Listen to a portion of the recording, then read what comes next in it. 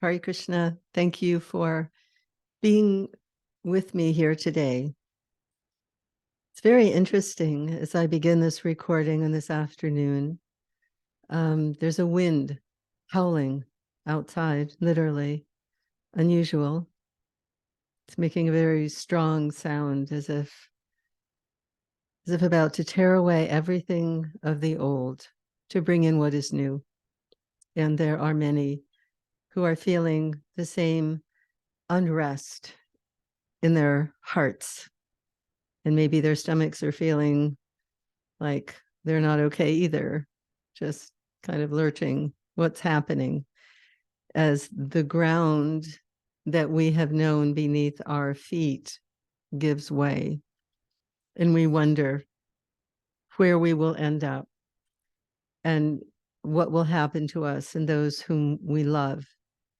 And in particular, let me address the organization of the International Society for Krishna Consciousness, which sadly, with great, deep grief, I must say, has for many years not represented the true legacy of His Divine Grace, A.C. Bhaktivedanta Swami Prabhupada, who began it so many decades ago, who sacrificed so much for us, for the whole world, because the wisdom that he came to give is what is going to save the world now in its darkest hour.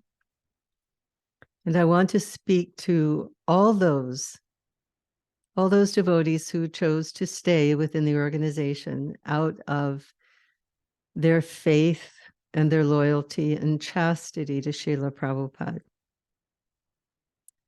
There is no fault that you have stayed out of that loyalty and faith. And there is no fault if you abandon ship, because this ship has already gone so far off course that it cannot be corrected. So just to give you a brief introduction, my name is Harinama Devidasi. I adopted the last name Chintamani. Many know me as Harinam Chintamani. After separation from my good husband, very wonderful Vaishnava, and was able to adopt a last name, a change. And so I was reading the Harinam Chintamani at the time, and I prayed to Srila Prabhupada, and it was my inspiration to make that change. So Srila Prabhupada kindly initiated me in 1974 with the name Harinama Devidasi. So some years ago, I had to separate myself from the organization. I've been on a healing path for decades and have dealt with many, many physical and emotional issues. And as I read various devotees who are speaking up now on this Facebook site called the Vedic Inquirer, specifically dealing with the abuse issues in the present organization, my heart has felt so conflicted, like many who have watched and had the sense that something wasn't right, and now may feel filled with remorse, filled with confusion, perhaps guilt. Why didn't I speak? Vedasara Prabhu says that he feels guilty, and yet now, because he has spoken, so many are feeling the call to make a stand and say, we no longer will accept this, and many more, I'm sure, will follow as more and more is going to be revealed. And I asked myself so many times, I asked Krishna and Srila Prabhupada, with all that I know that still cannot be spoken, what can I offer at this very crucial, significant time, this time of a tipping point, really? Because what Krishna has begun none of the persons falsely in these positions who were protected by Kali himself and no longer are going to be able to pretend anymore to be what they are not. And their sheep's clothing is already shredded and falling away as the wolf beneath becomes manifest and obvious to all. So I am not going to be one of the ones speaking the names. You know some of them, and there are, sadly, many, many more.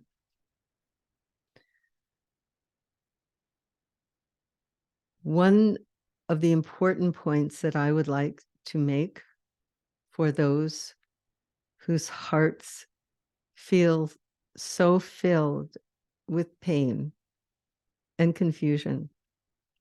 I know very well this pain.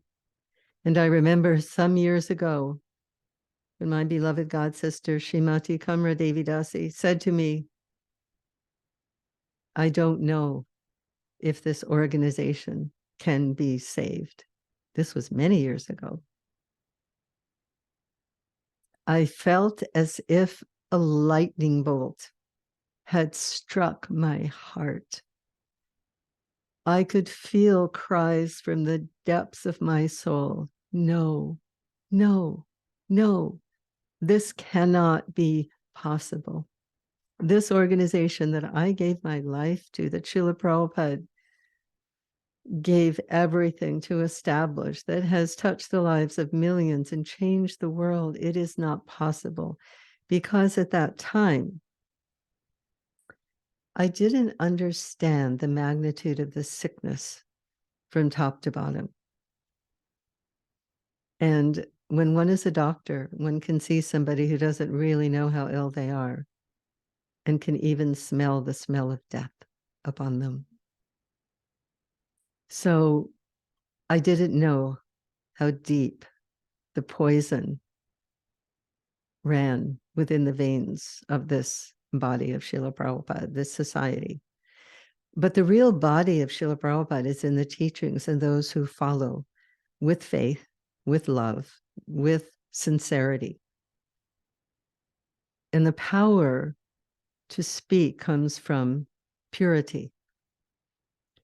By not eating grains cooked by the non-devotees, by not taking in the culture, this outside demoniac culture that changes our perceptive lens and disallows us from seeing things as they are.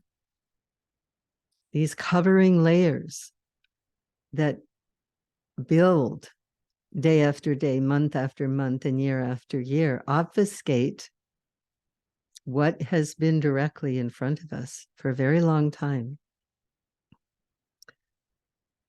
And I remember thinking it's not possible because Srila Prabhupada came to change the world, and the world needs these teachings now more than ever. What I didn't realize is Srila Prabhupada also wanted to begin Varnashram. And believe me, the powers in position now did everything to stop that, to stop the Sankirtan mission. Why do you think Ayantara Prabhu was so vocal? Do you think he left this world by accident? Do you? And there are others whose departure was attributed to accident. Yeah. So please understand, we have Srila Prabhupada's teachings. We have in our hearts the legacy that he left us. And no one can take that away. So I encourage everyone who is beginning to wake up, find a few devotees like-minded devotees, wherever you are in the world. Hold on to these friendships, support each other, solace each other, console each other, chant together, read together. You know, when Sri Krishna left this planet, Arjuna was devastated. And where did he turn?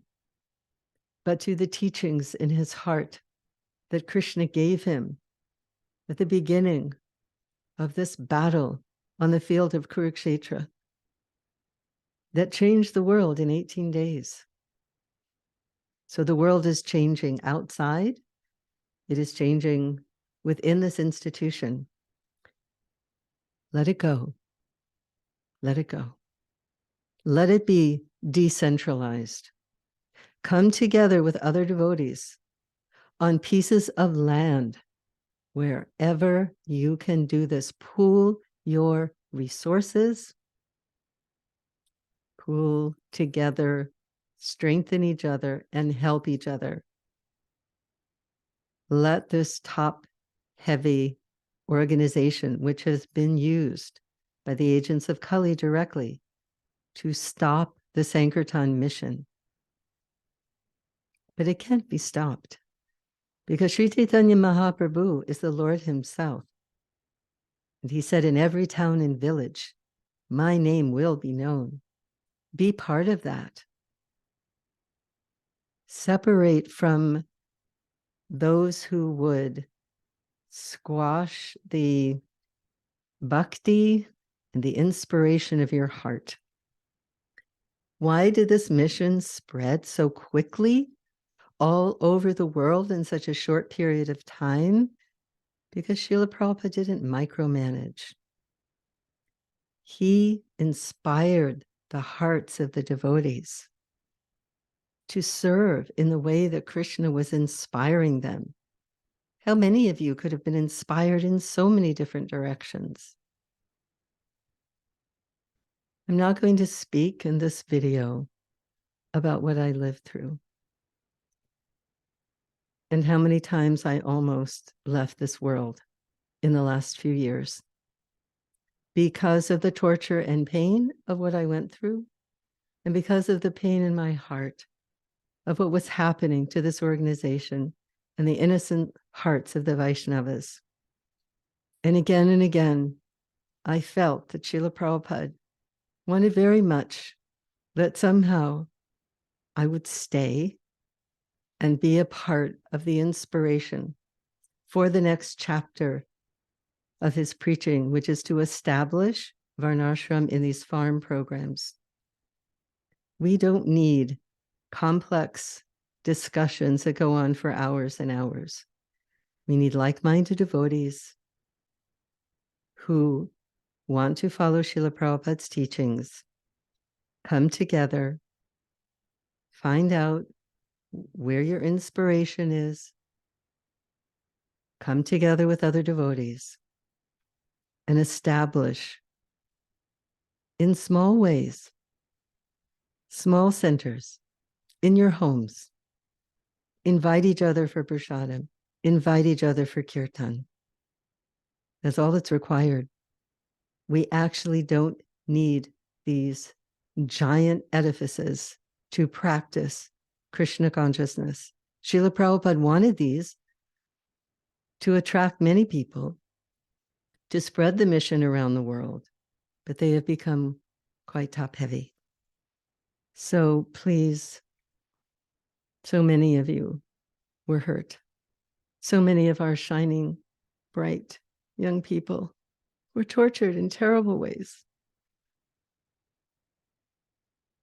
We can't change that past, but we do not have to allow ourselves one more moment to be under the influence of those who have perpetrated these crimes. There were women as well. There were god sisters as well, many, and god brothers, but many, many mothers. who don't even remember what happened. We do not have to let the demons win. And this I am asking of all of you, beautiful children who endured so much torture. You have within you seeds of Shakti and of greatness. You are potent far beyond what it may seem like right now. And I'm passing this on to you from my dear friend Jalamukhi, whose channel you can look at, because her words have inspired my heart to come out of the darkness of sickness and pain and torture that I went through, to be able to offer to the world what Srila Prabhupada came to give. Let's not let the demons win. Our hearts, our connection to Krishna, our eternal natures cannot be touched by what they did to our minds and our bodies. They are forever pure and holy. Hare Krishna.